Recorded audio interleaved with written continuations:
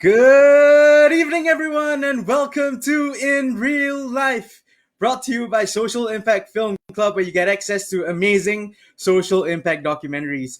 I'm your host, Shabu, and today we have the co-founder of Big Pup Films and director of Mile 19, a globe-trotting filmmaker shooting documentaries from Africa to Asia, covering issues from sex trafficking to the accessibility of medical care. You'll get the chance to meet Vincent DeLuca, aka Vinny, today. So be sure to ask your questions in the comments and stay tuned for the trivia game with some prizes up for grabs. But first up, let's watch the trailer to Mile 19, which is now available on filmclub.sg. So if you've not watched the film, please go and sign up. It's free for all members right now. And also for this stream, remember to hit that like button and share it as well. So without further ado, I present to you Mile 19.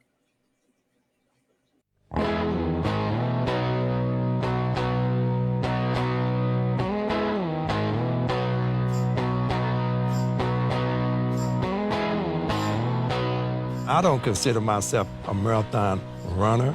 I'm not like the elite guys from Kenya and all those countries. That's basically all they do. I'm a working man. I get up and go to work every day. I serve people, and that's the most rewarding thing about my job. It's when I get out there and I see all these wonderful people, man, and I can give them their packages, and that's what I do. They're paying me to be a servant. Hi, Vinny. Welcome to the club. Thank you for having me. Yeah, it's such a pleasure to have you join us all the way from Los Angeles in California, waking up before 5 a.m. And being here with us in real life. Thank you so much. Of course. That was quite the introduction you gave me, too, so thank you. You're very welcome. We have Hussein, who's joined us as well. He says hi, and he says that he loved the documentary, so good job, Vinny. You've Thank got you, some fans Hussein. right here in Singapore. Cool. Okay, before we begin, perhaps could you do a little bit of an introduction to yourself and maybe a little bit about the film as well? Sure. So I grew up in California. I grew up in San Diego. And from an early age, I wanted to make films, but I didn't really have access to the tools to make films. And so I actually have pursued a lot of interests before I actually got to the filmmaking side of my life. So I ended up, I've lived in Mexico, which is relevant to this conversation because it shaped a lot of my interest in human rights issues. And then I went to law school and studied law and political science, always wanting to do film, but not really knowing how I was going to be able to sustain myself. And I didn't have access to equipment. And then finally, I just decided I couldn't live any longer if I didn't do this. And so that's when I just started to focus all my efforts on filmmaking. And then I'm just trying to forge my way now. I had, with regards to Mile 19, I had just moved to LA from New York, and I was looking for a short documentary subject while I was developing bigger projects. And Johnny was my mailman. And I noticed in my building, it's like everyone's so about their business, not talking to anyone else. But when Johnny would come in to deliver the mail, you could see everyone's defenses drop down because he's just such a caring, magnetic person. And so I started to talk to him, and he told me that he was running in the marathon, and he's like, actually, I run in every marathon. And I'm like, how many? And he said, this is going to be my 30th marathon. And so I said, okay, I'm going to run up and grab my camera. And I just ran up and started filming. And that's really how the movie started. We just got going right away. That's an amazing story. I mean, I actually didn't know that Johnny was your mailman. and that's how you got to know him. That was actually one of the questions that I wanted to ask you today. So awesome. That's superb insight. Before we move along into deeper conversation about the film and about your career and life, I'm going to be asking you some interesting questions, right? You spoke a bit about finding your calling in filmmaking, especially to do with like social causes and such. So this is my first question to you. If you could wake up with a superpower tomorrow, what would it be and why? Oh my gosh. Uh, It's a it's a fight. after getting up so early, I would probably say not wake up at all, just sleep for a long time. Okay, If fair I enough. could, probably if I had the ability to like multiply objects, I would produce a lot of food and then distribute it as a way of alleviating hunger. Okay. So my superpower is multiplying. It's not a standard superpower like flying or going through walls or something like that. That's what I would do. Awesome. The power of multiplication. That's Great. it. Okay, I know you are a lecturer as well, and right before we went live, you were telling us how you love to teach. So actually, my question was, what would you like to teach someone? So what would you like to teach, like a random stranger, for example? um, I think all of my teaching is really focused on allowing people to kind of like understand what their personal story is and how to share that story with the world.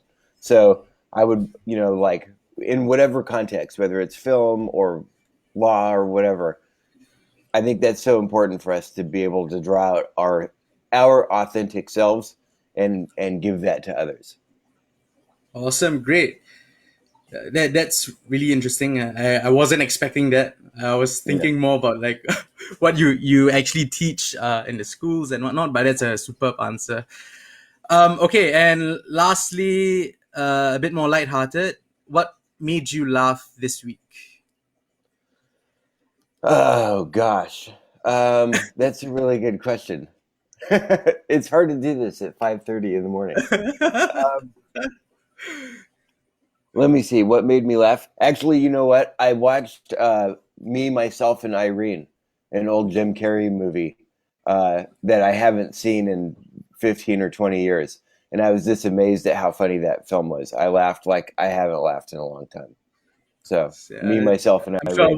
watching all these like old films definitely has a nostalgic feel, right? Yeah, yeah. The For scenarios sure. that they put him in is just insane. It's I really don't think good. I've ever caught that, so maybe I'll catch that this weekend. Be prepared. Be prepared because it's Like pretty we vulgar. we have a comment from Hussein. He says, "That's so crazy how you met and started to film Johnny. Do you have any desire to run the LA marathon yourself?" I really do actually, because I've ran one marathon before. I ran the San Diego Marathon, and I did it really badly. I was really slow, and I was in a lot of pain. And so I was like, I think I can do better. So I've always wanted to go back and do it better. And Johnny and I have talked about doing one together. So Yep. maybe some year I'll do it. Yeah, but that's okay because like in the film as well, like Johnny came in last in his first. Like he was just like super creative about like how he went about Yeah, his marathons and came in that's last, right. but he was super proud of it anyway. So That's right. that's something that I loved about Johnny and the film as well. Hmm. Okay, now before we get into conversation, um, I'm going to be asking my first trivia question. So for today, um, all the three questions that I'll be asking is based on the film. And the first trivia question is, in the film Mile 19, which marathon did Johnny Jameson participate in? Oops, sorry, I think that was the second question. Yep. So, which marathon did Johnny Jameson participate in? Oh, oops, I think that was the last question. Oh, I guess all of you are seeing a preview of the next few questions. Hopefully, that gives you a hint. Oops. Sorry. Okay, I'll read the question out again. In the film Mile 19, which okay, we have a winner. I didn't have to reread the question again. We have Hussein with Los Angeles. Let's go, City of Angels, LA Marathon. Okay, congratulations, Hussein. And actually, today for the winners of the trivia segment, we have what you'll receive is a pack of Rickshaw coffee. So Rickshaw coffee is a heritage coffee blend, or locally known as Nanyang Kopi. Their roasters caramelize the finest Indonesian Robusta beans with sugar and butter. The freshness of this traditional coffee can now be prolonged with the resealable bag. So, Hussein, look forward to that bag of Rickshaw coffee. I'm pretty sure Vinny would love to have some rickshaw coffee right now as well at 5 in the morning. I want some rickshaw coffee, big time. Awesome. Okay, thank you very much, Hussein. Okay, great. So, Vinny, let's get to our conversation, right? So yeah, you shared a little about how you met Johnny. How people sort of warmed up to him. Their defenses were kind of down, just because of his aura, his personality as well, right? So maybe share with us that those interactions where you started to learn about Johnny's story, and when you decided to actually say that, hey, I'm going to create a documentary and tell Johnny's story. Yeah, I mean, like Johnny's so engaging, um, and he's really focused on you. Like when you talk to Johnny, you feel like he, he thinks that you're the center of the universe. It's a beautiful trait. Um, but he's been through a lot of trauma, and Yep. so he doesn't just come out and reveal that right away. It's a part of his story, but it's a part that he protects. So it took a while. I think we did like 3 interviews before I really felt like the walls were coming down and he started to give me access into those Mm-hmm. parts of his life. Um, but it was cool because like we had forged a bond at that point.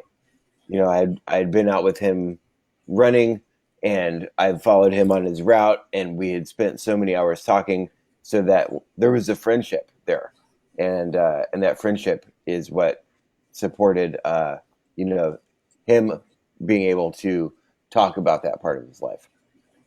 And so we have a question from Tiziana who asks, "Are you still in touch with Johnny at the moment?" I am. Yeah. I think I'm going to be in touch with Johnny the rest of my life. I hope so. He's Awesome, a right? Yes, special person. and well, we all look forward to you and Johnny running the marathon together. So, Yeah, walking the marathon together. yeah, there needs to be some training to happen before that, right? Yes. Okay, so yeah, how and when you decided that you wanted to make this film, Mile 19, what were you in your mind? Did you have an idea of what you were trying to achieve with the film? I really didn't have an idea. And to be honest, the way that it was shot is I shot the race first. Mm-hmm. Um, so we kind of like had the conclusion of the film before we actually shot the rest of the film, because I didn't know actually when I asked Johnny about running the marathons, it was just a few days before the marathon was going to happen. And so I had to call a friend who works for another production company and say, "Hey, can you get me a press pass?" The LA Marathon starts at Dodger Stadium, and so I needed to get down there like earlier than this. I had to get down to the stadium at 2:30 in the morning, and this was going to be in like 2 or 3 days. And so I got the press pass, went down there, shot the race, um, and then for people who have seen the film, you know what happens at the end. And I, obviously didn't know that that was going to happen. And then I was like, okay, we now have like a dramatic arc that we Yeah, can structure the story around, and then we shot everything else around that and cut that together. I guess yeah, it is. It is well. I guess it is quite fortunate well, and unfortunate that you Hmm. found this climax to the story, right? And you kind of work backwards to build that story again. But actually, I wanted to find out, like, so with that unfortunate incident that happened to Johnny, did he fully recover right after? He was in the hospital for a few days, and then didn't get back to work for a while. So there wasn't any lasting damage, but he was definitely one of the paramedics had told me that if we weren't filming him that day, just because like he had finished a race and we had kind of gone off Mm-hmm. to a different part of the park, that he potentially could have just laid down on the ground and someone would have thought he was resting and not come to his Yep. aid, and he may have died. So, so it was serious, but it wasn't. Once the he was able to get medical attention, it wasn't so serious that he wasn't going to survive.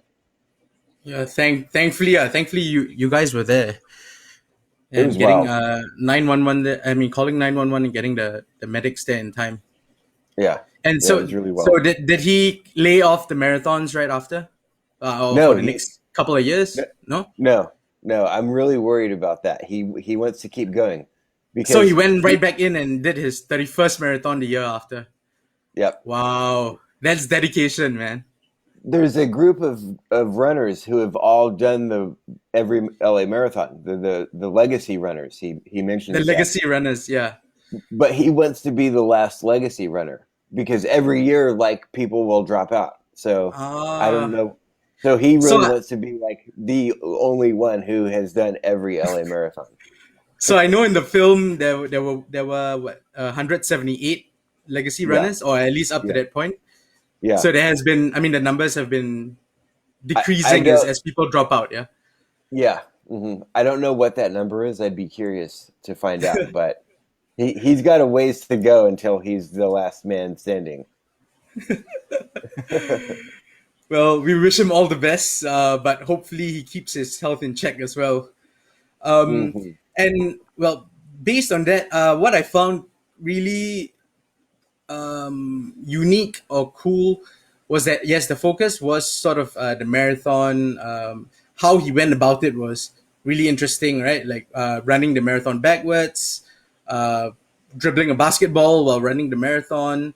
Um, all of that was as in it built up the story. But what I really liked was how when he mentioned, as you said, he went through a lot of trauma uh, when he was a so he's a war vet, right? He went to Vietnam,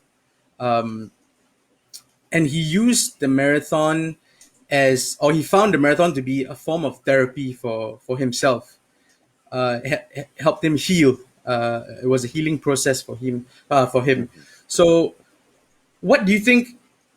Knowing him, speaking to him, what do you think was the biggest factor for this? Like this healing in the marathon? Was it the specific activity of running an extremely long distance, or was it more like a sense of purpose, like this legacy runner having to do it every year, or maybe it was the sense of community with this legacy runners? Like, yeah, what's your take I on that?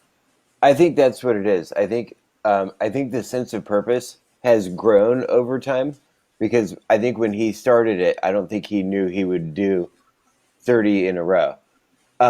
But I think being around the all of the people, I mean, in LA, there's like 30,000 people or something run the marathon every year.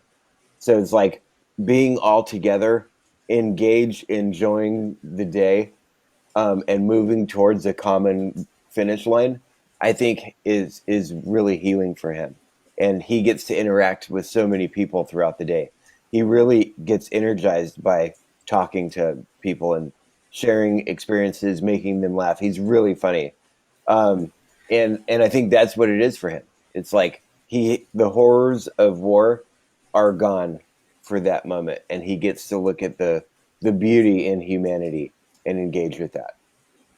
Yeah, he's genuinely an extrovert, and I mean Yeah, it comes across on screen very well. Would yeah, love to meet him in person. Actually, yeah. it's We we could try to get Johnny on the show too. Yeah, hopefully maybe in one of the future IRL Yeah, episodes, we could yeah, get Johnny and yourself on, and we could have cool. a bang of a time. I know, really. Okay, I'm gonna take this time to pause a little. I'll let Vinny recuperate, drink some coffee as well, just to get in the groove. And I'm gonna ask my second trivia question right now. Okay, so yes, so he what? So this is the second trivia question. What brand of shoes did Johnny use to run in the marathons? So you would have had to watch the film to get this answer.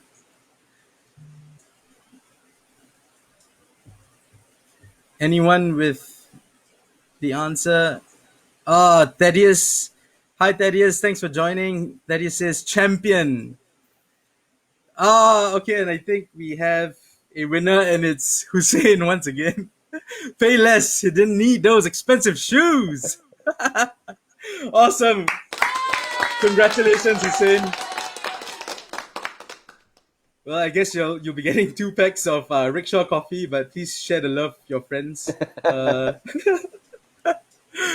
Awesome. Okay, now let's get back to it. So now, Vinny, I'd like to find out a little bit more about yourself and your career in filmmaking, especially in the documentary scene. You've shot multiple documentaries, as I said in my introduction, in Africa, Asia, Middle East, in the Americas as well, and you've covered quite controversial issues and topics. What actually got you into this? I know that you mentioned a little bit about your time in Mexico and how that shaped your view and perception of human rights. So maybe you can touch on that a little. Sure.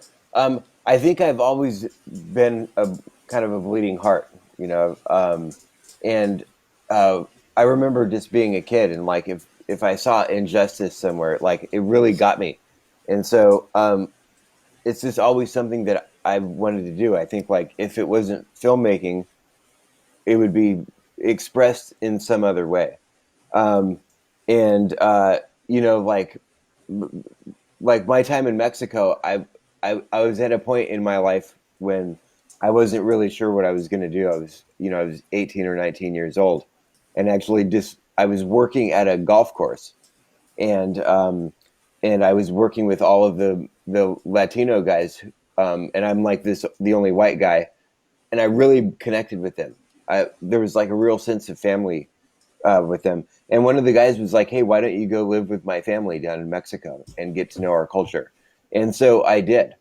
I moved down to Mexico and kind of like left the security of of California behind, and I went down thinking I was going to be like at this beach resort, and I ended up his family had no money, and so like we lived in a 1 room shack with no running water, no bathroom, sometimes electricity, and I saw really beautiful people living in community down there, and I just couldn't like hold that contradiction of like such great people who were really sort of suffering because they didn't have access to resources, and so I came back really wanting to like do something with my life that was going to try to alleviate some of these problems, and so I think like that's where a lot of my interest comes. Like when I see a topic, I'm drawn to those topics, and then I think I'm drawn to certain people within my stories that I connect with, and then I partner with them to address these problems. It's kind of a convoluted way of explaining what's going on in my head, but Yeah, no, but I mean it is clear that you found your calling, right? And from that young age of seeing injustices in your environment, wanting to sort of make or create that change, but not knowing how, and then coming all the way. I mean, fast forward right now, where you're directing films, producing documentaries, and even right now pursuing your PhD in film studies with a Mhm. focus on how cinema has an impact on human rights, right? So Yeah. I know you're working on your dissertation right now. Maybe you can share with us what are some interesting insights or maybe research that you've come across. Yeah. And I'm I'm done with the dissertation. So I Oh, you're just done? gotta Okay. I just have to defend it, and then Congratulations. it's all done. No, Congratulations. it's been a long And time in the and works. all the best for that. Thank you.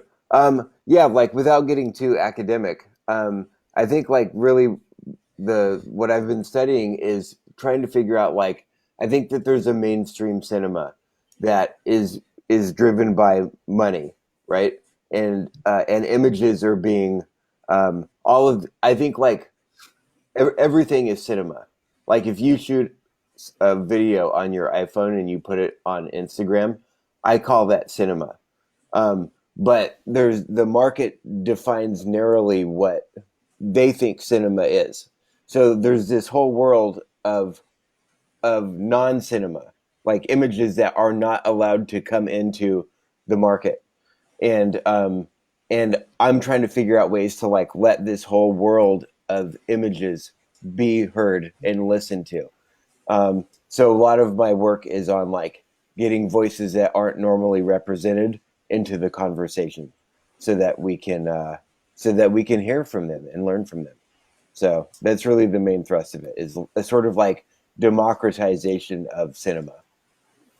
And what would be your recommendation for perhaps our younger viewers who may be aspiring storytellers and documentary filmmakers?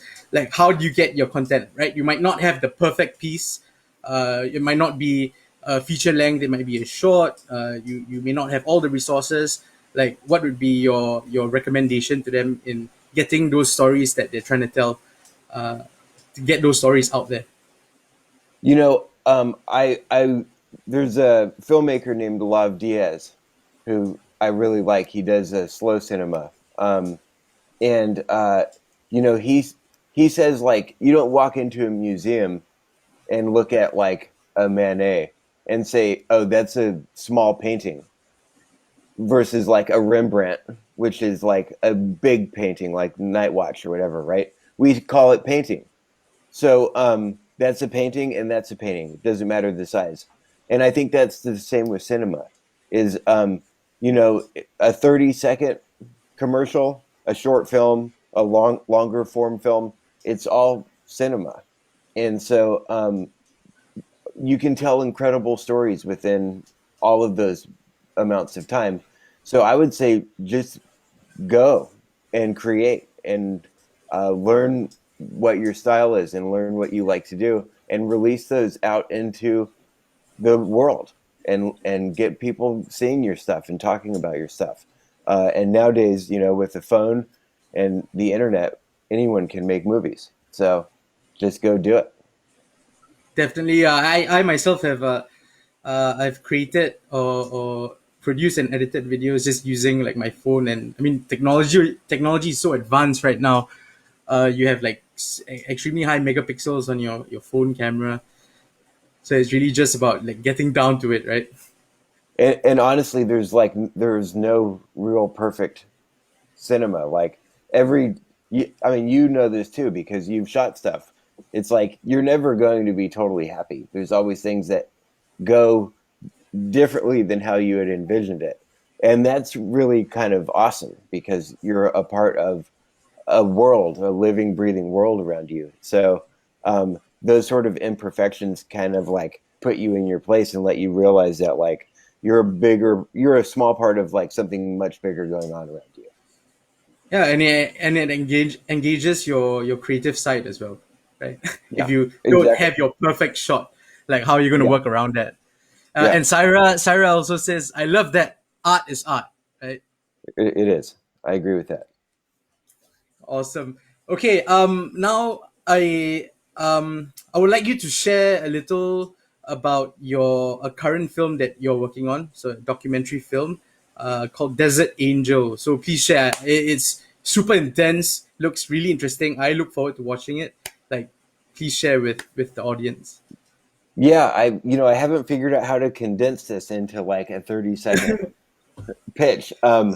So it's about a man named Rafael who's originally from Mexico.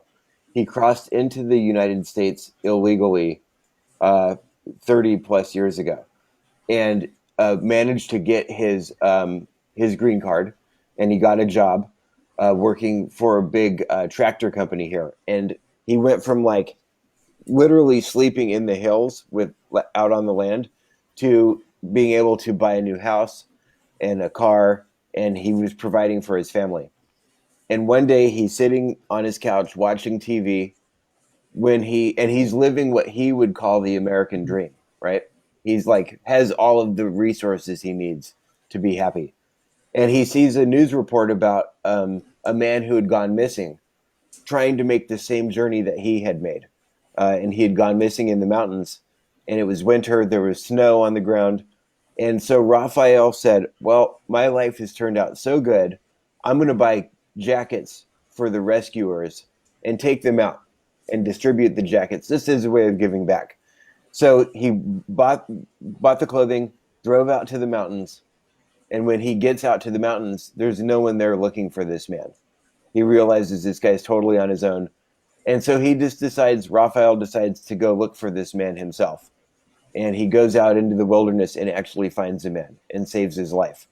And that was the day that Raphael's life changed. He realized that his calling was to be this desert angel. And so for the last 30 years, he's traveled the entire length of the US-Mexico border, saving people when they get lost. And he's developed a network of a community that will provide him resources, go out and search with him. And so we're telling his story in the midst of the changing border, where it's becoming more militarized, politicized. Raphael's getting older. He's now 68. He can't, it's hard on his body. So it's an exploration into his psychology. It's basically like, who are you when you can no longer do what you used to do? So he's facing this big life hurdle at the time when people really need him. So that's essentially the film. You can see, I mean, in terms of like character and that trait, there are some parallels with Johnny as well. Wanting to, right? I think I tell stories about old men. I really do. I'm drawn to these old men. Well, they might be old men but young at heart. So exactly. That's for sure. That's for sure. It's true. Yeah. Awesome. So, and okay, so like I said, this super. I mean, it sounds really interesting. I know you've finished shooting the film. Were there any instances where I don't know that were dangerous? Out of the ordinary. Yeah. Oh my gosh. Every trip out to the desert has been unordinary. The very first time I went out with Raphael, I was like, okay, I live in this space where I want my documentaries to look very cinematic. So I'm like, I'm going to shoot this like a narrative. So I had a giant red camera with big cinema lenses and an easy rig, and the whole thing weighed probably 40 pounds. And then on top of that, we're going really far out into the desert. So I have a backpack and water on that's probably another 40 or 50 pounds. So I have like 80 pounds of stuff on me. And we went out. The land is really, the terrain looks like you're on Mars. It's really rocky and jagged. And this day it was 120 degrees Fahrenheit. So it's brutally hot. I've got this giant cinema camera that I'm lugging around, and the soles of my shoes melt off because it's so hot.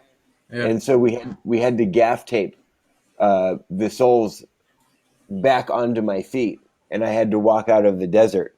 And this was one day for me, right? Doing this, and then I could rehydrate and sleep, and we could go back out and film. but you really realize that people who are crossing the border are doing this for 8 days before they make it to safety. They're incredible. The physical and mental toughness you have to It's have. insane. Yeah. And so if you're going to put yourself through this, you must really want it badly. I think that's one thing that people don't understand about, when we're in these questions. This is a big issue in the United States, is whether people should be crossing and what to do with them. These people are so desperate to leave their situations that they're willing to endure something that like broke me in one day. So, but we've encountered cartel drug members out there, and rattlesnakes, and it's just really crazy. It's really wild. Yeah, I definitely. I mean, after this episode and live session, and the next time we speak, I definitely want to hear those stories as well. Yeah, And yeah, I yeah. really now. I mean, now I'm really intrigued, and I really want to watch the film. When can we expect the film to be out? We're hoping to finish the edit by the end of the year, and Okay, then awesome, we'll submit to film festivals and see what happens after that. awesome. I'm sure at some point, the film will be on Social Impact Film Club as well. So Look, definitely let's looking hope. forward to that. Yes, hoping Definitely. so, hoping so. Okay, thank you so much for that. I'm going to be asking my final trivia question. So, final chance for all those watching to win your pack of rickshaw coffee. And the final question is: at what age was Johnny drafted into the army and sent to Vietnam? Yeah, you must have. Yeah, you got to be observant and then have a good memory to know this answer if you watch the film. Hussein's going for his third bag of coffee right now. Oh, no, we have an answer from Thaddeus. 20. Yes, that's right. Congratulations, Thaddeus. Woo, woo. Awesome. We have our final winner. Great. Okay, we're nearly out of time, Vinny, but before I let you go, I would like to ask you to share a piece of advice to anyone who's watching and who might be going through a difficult time emotionally and mentally. Like, what would be your advice, having experienced, Johnny go through it, having healing through the marathons? Yeah. What You can you know, share with us? one of the most profound things that Johnny says is that he realizes that the pain is a good thing because it tells him that he's alive. And so, even in the midst of adversity or when we're feeling bad about ourselves, emotionally or physically, that pain's an indicator that we're here. And there's always an opportunity to have a better day. So just keep pushing on. Life is a marathon, and there's highs and lows over the course of that journey. And if we just keep persevering, we know that we at least have what I have right now. The sun's coming up here in LA. We have the sunrise, and that's a beautiful thing. So just keep going. Awesome. Thank you for that, Vinny. And thank you, Johnny, for, teaching this lesson to Vinny, and for all of us here at Social Impact Film Club. I really appreciate you coming on. That's really great advice. Just keep keeping on, right? Just keep pushing on, as Hussein says. Superb message. Again, thank you. We are definitely going to reconnect again after this live show, and we look forward to watching Desert Angel as well. Thank you Awesome. so much, Vinny. Thank you And so to much for having me on.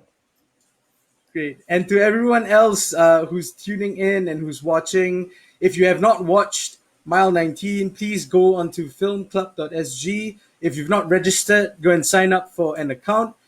You'll get access to Mile 19 and all the other films that we've put on the network. So this weekend, we'll be releasing yet another short, and it will be our final short before we release feature length films. And the film that we're releasing is by Tan Shi-ying, and it's titled Uncle Tommy. It's a really inspirational story. Please keep a lookout for that. It's coming out this weekend. And as I leave you to your weekend and a happy Friday, please enjoy the trailer of Uncle Tommy. Good night, everyone.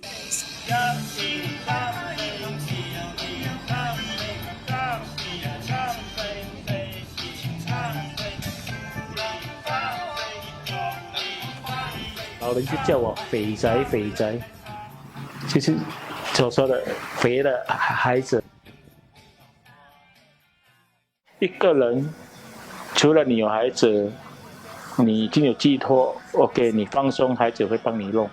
假如你是单身的话，你要走的时候，你也会想，你走了怎么办？谁来帮你料理这个后事？没有人会接手，你又没有钱还人家，所以谁会叫好心来帮我？